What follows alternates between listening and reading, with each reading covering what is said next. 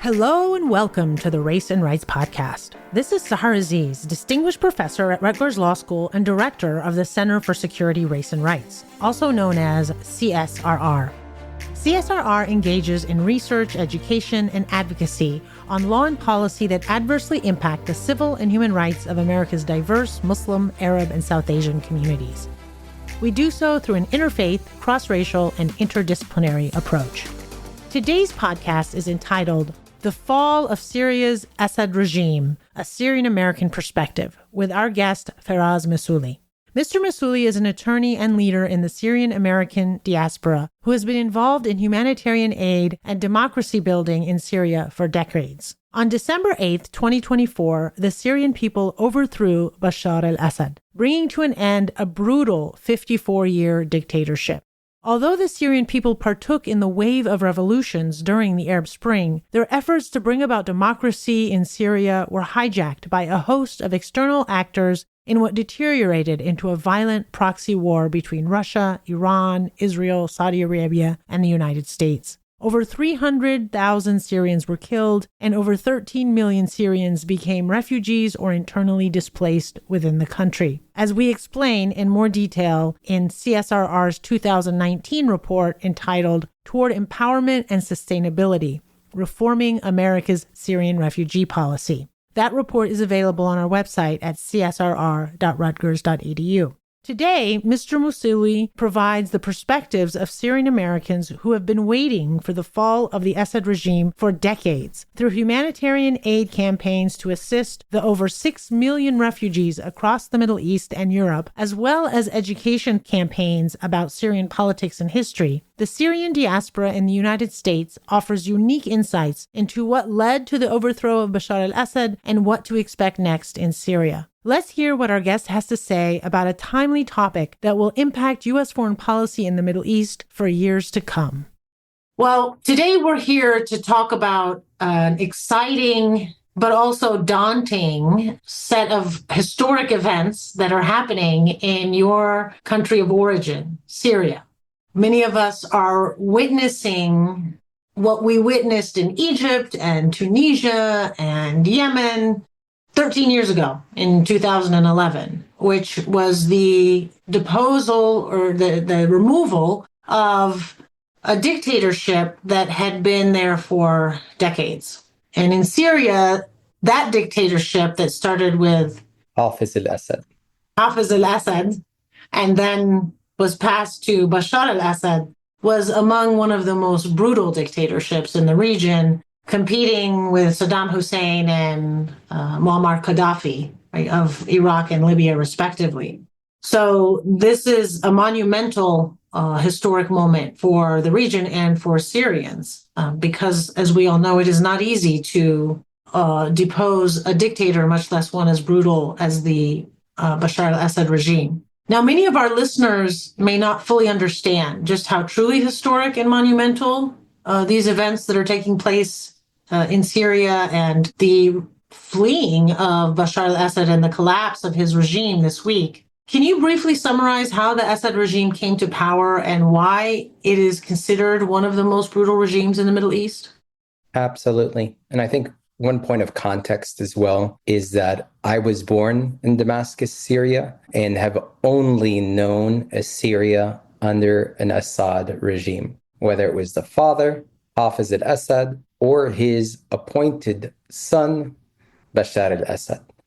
So having grown up in the US and lived in both countries, spending summers here in Damascus, right, growing up, and then spending years in high school, attending international schools there. So we were able to witness it firsthand, right, from both a Syrian native perspective and then through this Western eye. So it was always something that was very, very emotional, recognizing early on that, hey, you're not allowed to speak about the government. You're not allowed to talk about any political figure, any of the military, the regime, or even just criticize in any way or form. So this kind of fear was implanted at the earliest ages as something that was an absolute taboo. And it was so strange, given our freedom of speech here in the US that we've enjoyed, and it's always been part of, an American identity, to be able to criticize and to look at things and ask questions. So Hafez al-Assad had come to power as part of a series of revolts in coups that had been happening, a lot of instability that had taken place in the 60s, and then finally establishing Hafez al-Assad in 1970, where he ended up trying to centralize power under this Ba'ath party. The idea that there is some kind of rebirth for this pan-Arabism and essentially established a one-party state that was exclusively the domain of his family and for a religious minority in Syria known as the Alawites. What was supposed to have been the grooming of his eldest son, Bashar Al Assad, ended up meeting a tragic end in a car crash. And all of a sudden, this anointed son who was in the military and had always been featured prominently side by side in photos next to his father, Hafez al-Assad, was all of a sudden removed from the picture. So then you had the unassuming ophthalmologist in London, Bashar al-Assad, that was called back to duty, right? Whisked back. So he was never intended to be kind of the heir apparent for the Assad regime. But here we had it where they ended up wanting to install a monarchy in effect, but a democracy only by facade, in quickly amending the constitution in Syria to end up allowing Bashar, who hadn't even reached age of majority, right, per the Syrian constitution, to be able to assume the role of president. So it was a very, very tumultuous time in Syria, very, very uncertain. And at the same time, people had seen Bashar as this Western educated ophthalmologist, that he would end up, ushering in an era of reform. He had, expressed interest in computers. People were expecting, a technocracy, like folks that had specific capabilities, right, in education across the West to come in. And this was even more marked because his wife, the glamorous Western educated girl from a prominent Syrian family that had had consulting gigs at some of the big, prominent consulting firms around the world, was seen as, hey, a lot of hope. So it was a very, very different reality that we ended up facing, quickly realizing that instead of all of this hope for reform and kind of like democratic institutions, bringing in the internet, right, into Syria, was still going to be very, very heavily censored. And I think a lot of Syrians had tremendous expectations that, there would be changes that were coming.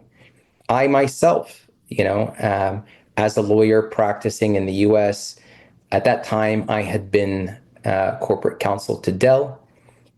I had considered taking a sabbatical from Dell to be able to move back to Damascus, to be able to set up the first American law firm in Syria, with this idea that there was so much investment that was coming in. Tourism had reached, peaks, really. The New York Times was featuring Syrian cuisine, right, and hailing Aleppo as a culinary capital of the world as well. So there was all of this promise. And then, unfortunately, with the Arab Spring, we ended up seeing a ruthless crackdown on any kind of idea of anything other than the Ba'ath Party in Damascus. I think many of us who were paying close attention to the Arab Spring, which in hindsight took many people by surprise. I don't think anyone, whether in those Middle Eastern countries or the U.S. foreign policy apparatus, expected the uprising to start in Tunisia and to spread literally like wildfire across the region.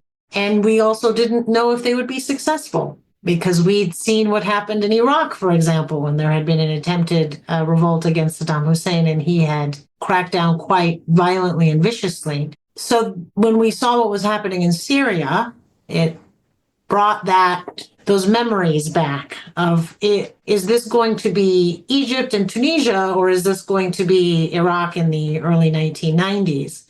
I mean, now we know, obviously in hindsight, that it was unfortunately a revolution that quickly turned into a proxy civil war, fueled by regional powers and European nations, among other external actors. So could you explain to our audience the various factors that you believe contributed to the failure of the Syrian revolution, and why Syria didn't end up like Egypt or like Tunisia in terms of finally making that transition from the Assad regime, even if, as we've seen in Egypt, it may transition to another authoritarian regime, but at least the old dictator, or the dictator that's been there for decades, is no longer there, and there's opportunity for reform and democracy. It's unfortunate the way that the Syrian revolution was essentially hijacked, and the Syrian people were left without any kind of recourse,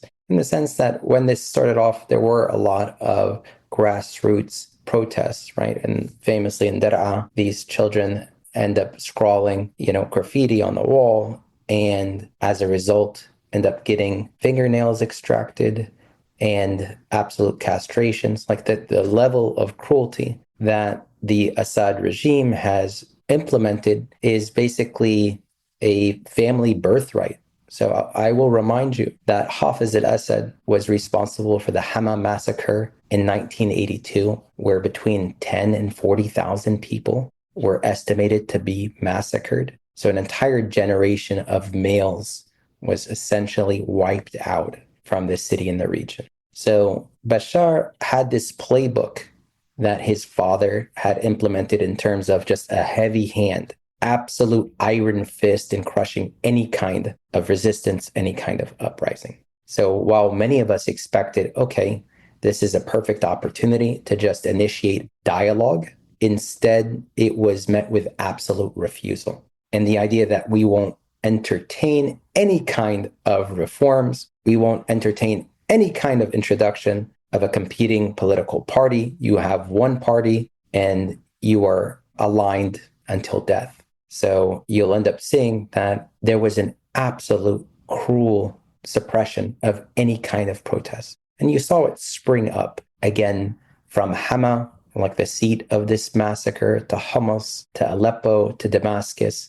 And it was a beautiful thing. A lot of Syrians were very, very optimistic to see that the fear had been broken, that for the first time, people are gathering in the streets in a way that we've been under military law, and it's never really been repealed. So the idea that any kind of gatherings, people could be arrested for any reason or no reason. And we're seeing that now with some of the prisoners that are coming out, that literally attending morning prayers at the mosque was an offense that could end up leading to your incarceration.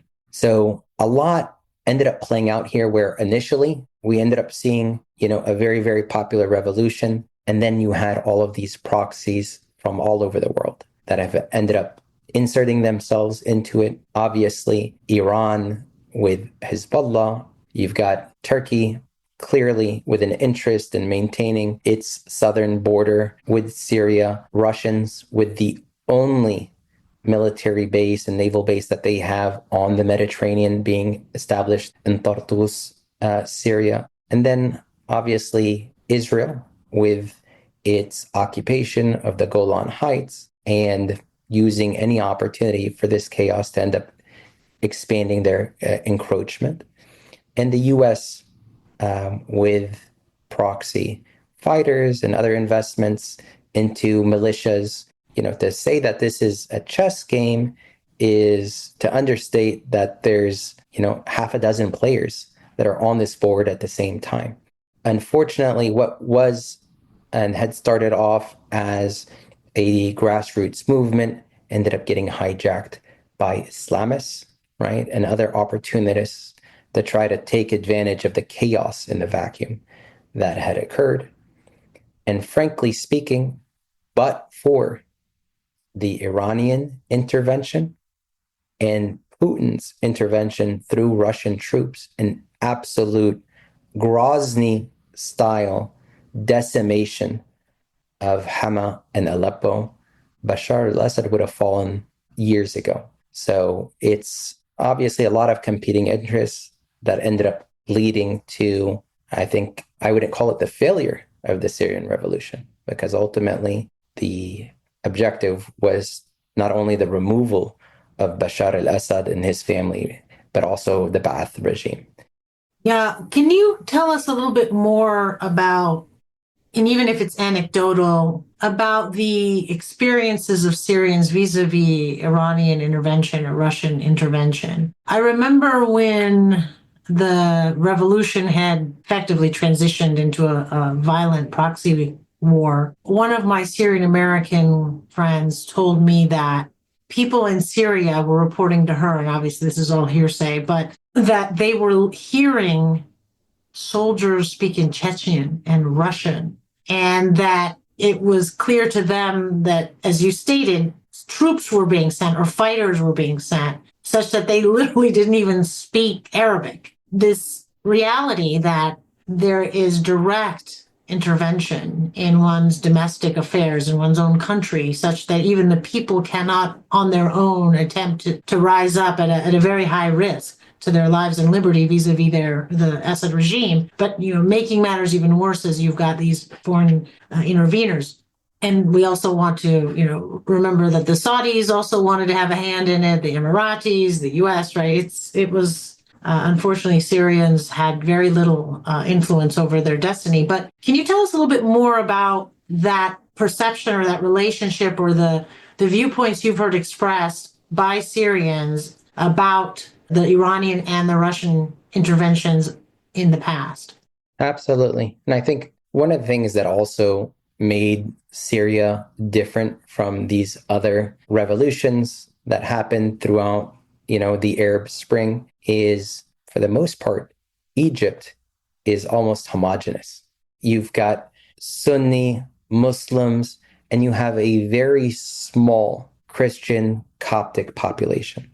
Tunisia is almost identical, almost 100%, Sunni Muslim. So you've got a very, very different ethnic, religious mix in Syria specifically. Not only do you have a Sunni majority, but you have a very, very active minority group of Shia and Druze, Alawites, and Christians, of course. So, and every flavor from Syrian Catholic, Syrian Orthodox, Armenian Orthodox, and all of them obviously being significant minorities in the sense that Bashar al-Assad was also able to stoke fears of Islamists coming into Damascus, into Syria to take over and turn this into some kind of Wahhabi state or other kind of jihadist state. And part of this was by design, that, hey, it's either me or Wahhabi hell. And, if it's not me, I will literally burn the country to the ground. And part of what we have to also recognize is that this was also instigated chaos, right? So Bashar al-Assad had very, very tight controls on entry and exit into the Syrian borders when it suited him. And he could end up turning, a proverbial blind eye as the ophthalmologist. That's my only joke on the podcast here. But to, Islamists that are filtering in when it was convenient, right? And then ended up taking advantage of chaos in the pockets to, again, stoke fear in the population that, listen, guys, this revolution, this idea of democracy, it's not worth it. Let's just go back to the days when Bashar al-Assad was ruling and we didn't even think about it. And that's literally the roller coaster of emotions that Syrians have had as part of this revolution, that, you second guess it. Is this worth it? What's worth it? At what point can you end up removing this cancerous body, the Ba'ath regime, all of their loyalists that were essentially running a kleptocracy, of the country. There was no ability to start any kind of free enterprise without Rami Makhlouf and his family or the Assad extended family. And these families have married into each other. And this is what's really, really interesting, and was basically controlling a majority of the Syrian economy, from telecom to oil and gas refineries and the like. So, coming back to it, there's just so many elements that are playing out here where, anyone who tells you they know exactly what's happening isn't paying attention, right? Or just doesn't have enough intel on what's happening on the ground. But it was a long and painful and costly revolution. And we can sit and think about, next steps. We can think about what the future is going to hold. But at the moment, it's pure jubilation across the country, across the Syrian diaspora, across the world, for any kind of person that is a humanitarian, that believes in the rule of law and the ability for people to have any form of self-determination. That the fall of such a brutal regime and dictator is something to be celebrated. And before we get to what's happening now, and I want to talk a little bit about what happened between the failure of that revolution and this year. And so as a Syrian American, as an attorney, you have been active in the Syrian diaspora's efforts to assist the millions of refugees that had to flee Syria. That's separate from the internally displaced Syrians. And many of these refugees were in Turkey, in various parts of Europe. Some were able to make it to the United States, notwithstanding our countries and governments' desire to keep out Syrian refugees as part of their Islamophobic and anti-Muslim policies and immigration policies. But those refugees who were able to flee Assad's brutal crackdown and the civil war, or the proxy war, had multiple challenges and needed significant support. And so many of the groups that you've worked with have been active in educating American audiences and elected officials about the importance of our nation's support for democracy in Syria, but also the importance of providing the humanitarian aid and support to the Syrian refugees that were scattered across primarily Europe and Turkey and parts of the Middle East as well. We had large numbers in Egypt and Lebanon and other, wherever they could find safety.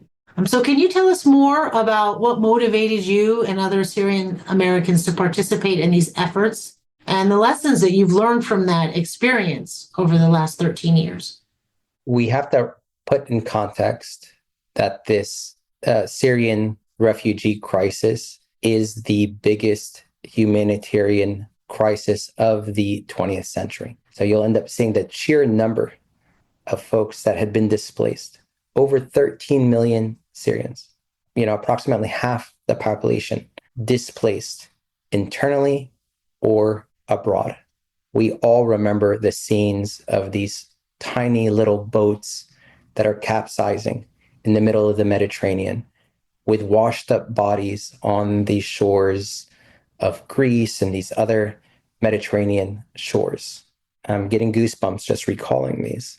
But again, like the sheer amount of refugees were overwhelming. Obviously, you have in neighboring countries, Lebanon ended up taking on, Jordan ended up taking on a number of refugees. Turkey was probably the biggest recipient of Syrian refugees. And I just returned back from a stint in Istanbul. While the Turkish people have been very, very welcoming initially, because of their own economic crisis that they've been facing, there's been a lot of backlash against Syrians and other foreigners that have come into Turkey as kind of a scapegoat for their currency inflation that's just been out of control. You've also seen a more welcoming initial approach from Germany as a leader in the EU, but it wasn't purely altruistic. So those Syrians served a very underserved area of the economy and bringing in much needed labor, capital, etc. to end up. And, I had attended a conference at the Free University in Berlin where the Minister of Trade had made absolute remarks on the positive impacts on the German GDP that took place as a result of these refugees coming in. Obviously, you have right-wing conservatives that ended up using any instance where there was some kind of failure of integration of a foreigner to try to turn, sensationalistic stories about Syrians, raping or molesting German girls for New Year's, and that all ended up being just fabricated and found to be simply untrue. But unfortunately, being a Syrian became a dirty word in Europe and many of the places that ended up receiving these poor people that were literally escaping for their lives. The US, honestly, being the most shameful example of a Western nation that took in a mere pittance, less than 1% of any kind of refugees were relocated to the US. Instead of these governmental institutions, we saw tremendous outpouring of support from the Syrian diaspora and taking in and setting up NGOs. One of the ones that was most dear to my heart was Jasur, founded by one of my dear friends, Rania Sikkar, in trying to provide educational opportunities for these refugees to be able to place them in universities, right, and have, tuition matching or tuition waivers, setting up second shift schools in Lebanon, because again, just these, the Lebanese population couldn't end up absorbing it. So they literally took schools after the typical school hours. They would end up holding additional hours for some of these Syrian refugees. We worked with the Syrian American Council as well in trips to Gaziantep on the border of Turkey and Syria, specifically with the intention of providing some framework for a rule of law, right? For a new constitution, for new legal systems and processes, because we recognize, as lawyers, that without the proper framework and rule of law and constitutional adherence in courts that end up implementing these laws and having the police and other enforcement mechanisms, Syria would be a failed state. So we've seen tremendous generosity from both Syrians and other Arab communities. I was just in Egypt as well this summer, and to see that the Syrian refugees have literally transformed Egyptian culinary outings and, ice cream, desserts, everything. And it's been the same way even in Germany and a lot of other countries that have hosted these refugees that are very, very industrious. They're entrepreneurial. They are wanting to work. It's not the typical criticisms that people have,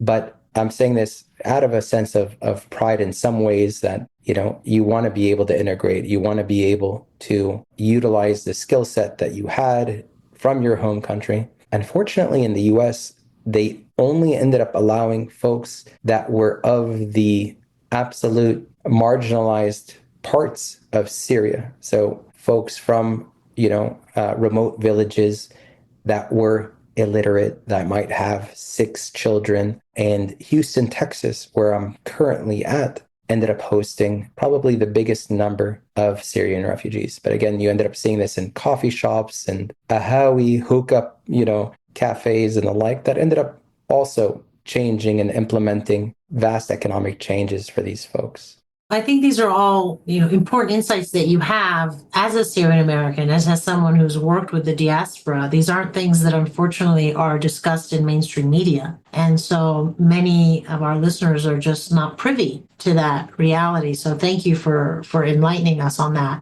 Now we fast forward to December 8th, 2024, when Bashar Al Assad is overthrown in what appears to have caught off guard many U.S. foreign policy experts, again, reminiscent of the Arab Spring in 2010 in Tunisia and 2011 in Egypt. And so it reminded me of that time in Egypt in February 11th, February 11th, 2011, when the people rose up by the tens of millions into the streets for 3 weeks straight.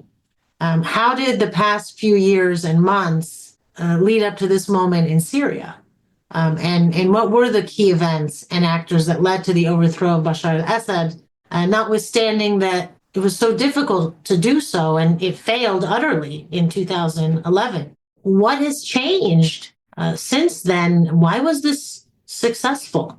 So very, very complex question because there's so many different elements that are at play here. So as you'd mentioned in my intro, I've also taught at the university in Ukraine, in Kiev, specifically at Kiev Mohila Academy, at Taras Shevchenko, and I had to end up evacuating Ukraine under US State Department orders when they ended up anticipating and knowing that the Russian invasion was imminent.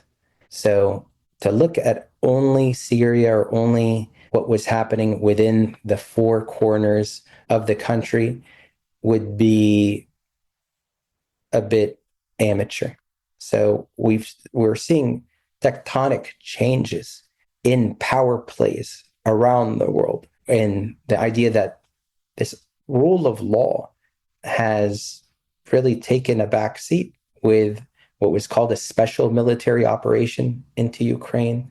To this day, you cannot call it a war without fear of imprisonment in Russia, has set off, again, what was supposed to be a 3-day invasion, right, where we've seen over a number of years.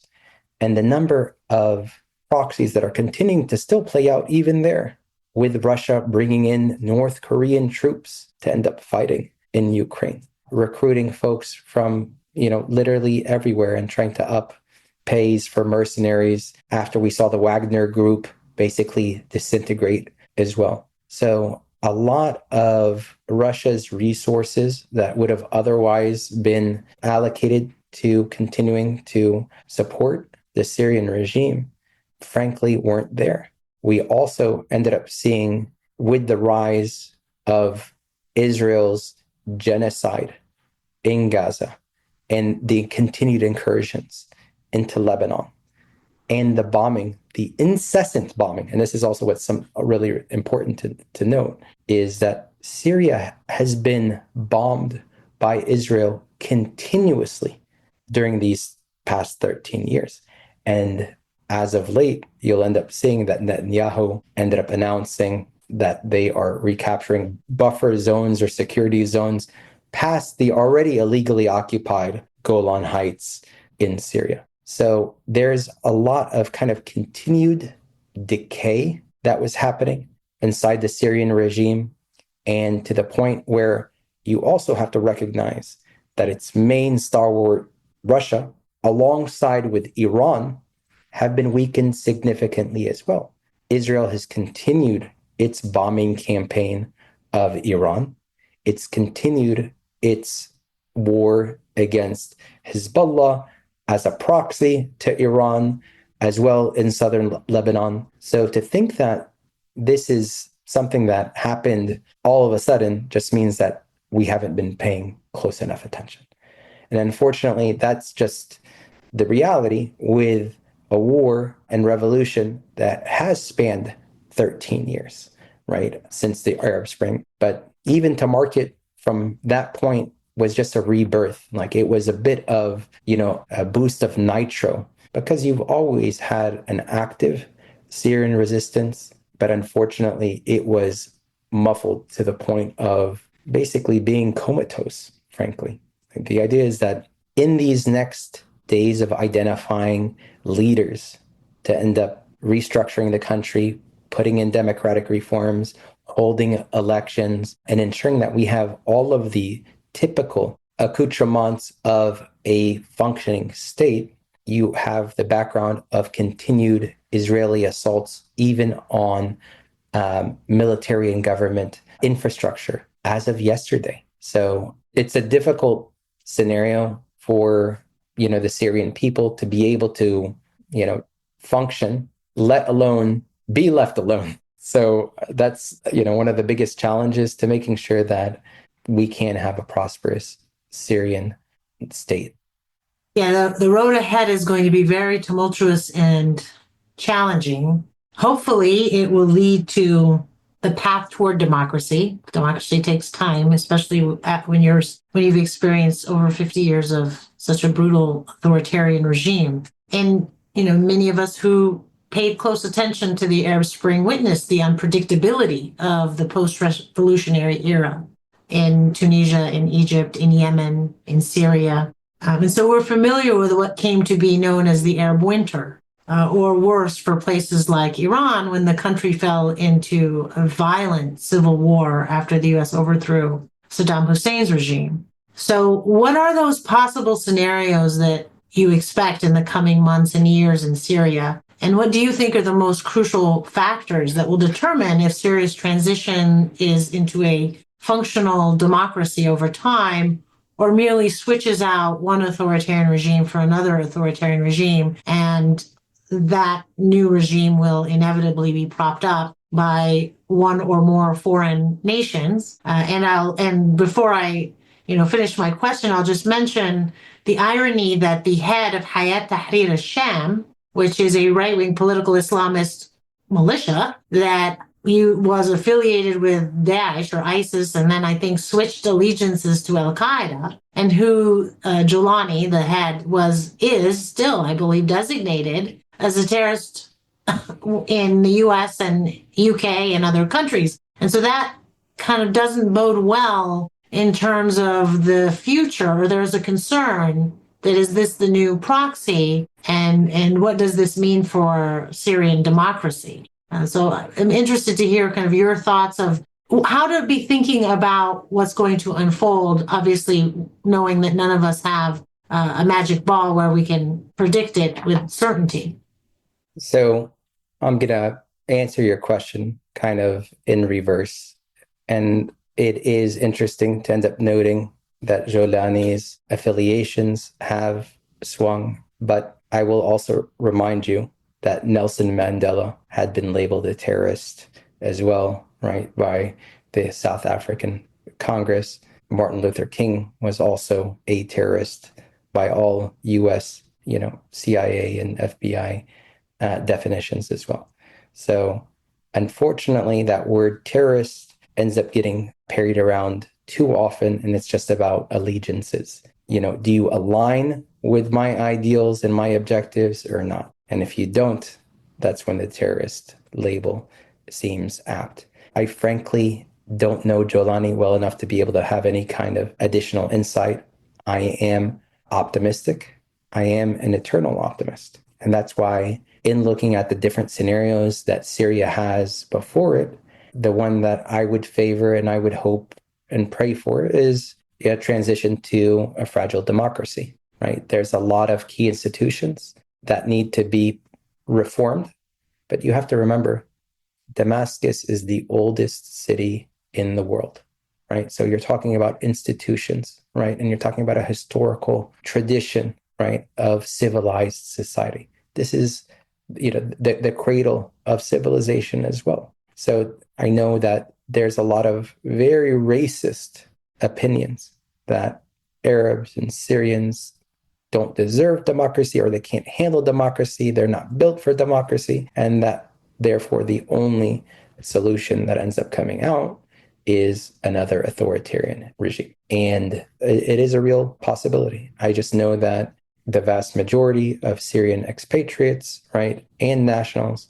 aren't looking to go back to replace one dictator with another, right? Just a different flavor, a Bashar light is not an option. It's been too costly of a revolution to just go back to business as usual, just under a different CEO. So unfortunately, it is a possibility, but I know that the Syrian diaspora have been working on the sidelines, even in the lead up to this ousting of Bashar Al Assad, have been working in Doha, in Qatar, in Astana, as part of these series of negotiations that ended up clearly also being part of, the success that was seen here. So it's still too early to end up saying what happens, but there's also a very, very real possibility of fragmentation of the country, right? That it ends up breaking up into different regions that are controlled by the various other regional powers. Turkey obviously doesn't want a PKK rising there or a Kurdish state taking root. We've already seen Israel's incursions here as well.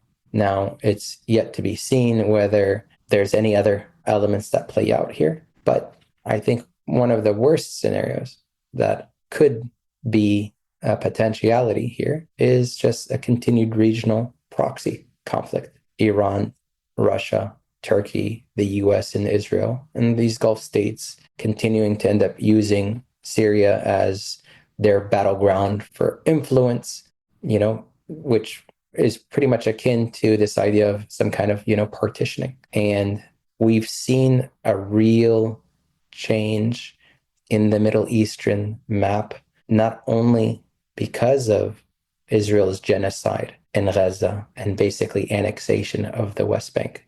All of these borders that had been well established are basically being erased, and it's being streamed live. So those are things that are very real. You're seeing Israel's finance minister making calls for annexations of, towards a greater Israel. And these are not just some fringe players. Again, these are leaders within the Israeli government that are making these statements, and these actions are supporting it. So it's really going to be important that both the West and the Gulf come together to end up allowing for a political transition. And we've seen that already.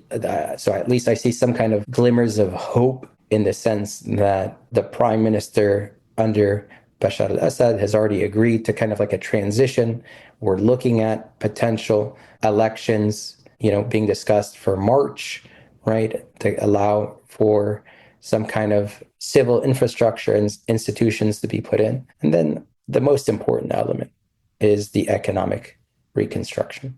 Syria does have vast resources in terms of phosphates, in terms of natural gas, and other elements, but its crossroads, right, for all of these proxies and civilization is what's made it like a real battleground for everyone to try to assert their own power. And I think parts of really allowing the country to heal will be addressing the war crimes that have taken place, right? The use of chemical weapons that we've seen documented. And then I'm getting goosebumps again, just thinking about these prisons where folks have been literally underground, not able to see the light of day for decades, not recognizing who might be in power. Some of them asking if Saddam Hussein had actually ended up liberating them, like thinking that was the era that they were living in. So there's a lot to be seen still. There's a lot of healing that needs to end up taking place. So while justice does need to be served for the Ba'ath regime and the loyalists that had basically, implemented these ghastly policies, and we need to focus on harmony between all of these factions, all of these sects, all of these religious faiths, which is a hallmark of Syrian society. And what I'll tell you is that there's a cafe that's on a rooftop in old Damascus called La Guitarra.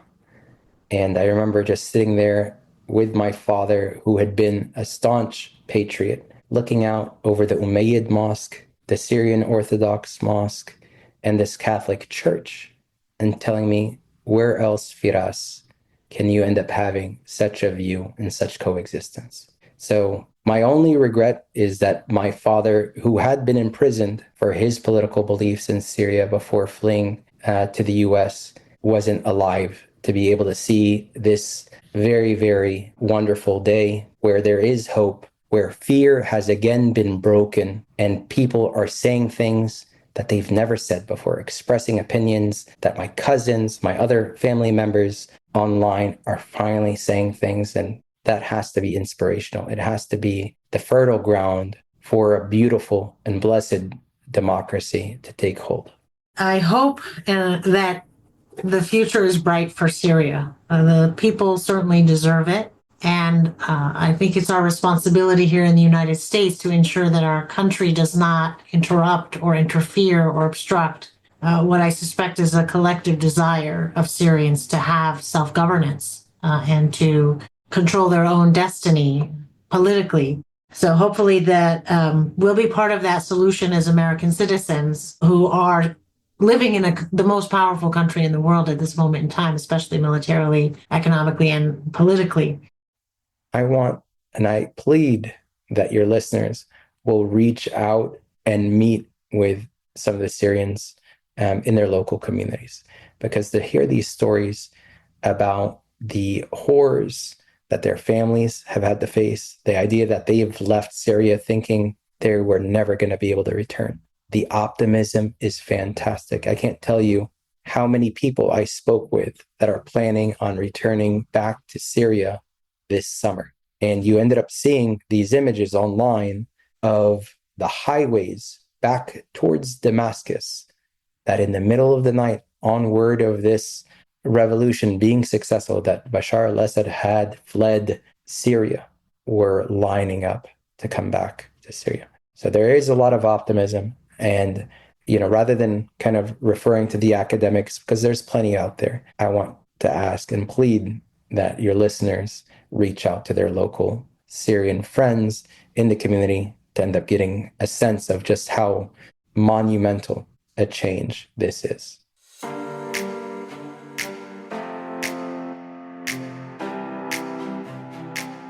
We hope you enjoyed today's episode of the Race and Rights podcast.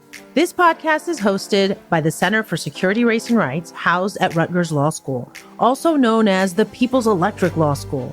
CSRR engages in research, education, and advocacy on issues that adversely impact the civil and human rights of America's diverse Muslim, Arab, and South Asian communities. We do so through an interfaith, cross-racial, and interdisciplinary approach. To hear additional episodes of the Race and Rights podcast, check out our pages on Spotify, Apple Podcasts, Amazon Music, and everywhere else podcasts are available. Now, for a deep dive on these issues, visit our website at csrr.rutgers.edu, where you can find policy reports, teach-ins, and news commentary by our over 130 faculty affiliates. To watch our over 80 academic and public policy lectures, subscribe to our YouTube channel at Rutgers Center for Security, Race and Rights. And on social media, be sure to follow us on Instagram at Rutgers CSRR and on Twitter and Facebook at RUCSRR. Finally, you can financially support the Center for Security, Race and Rights by going to our website at csrr.rutgers.edu and press the donate button. And please give generously. As always, be well and see you next time.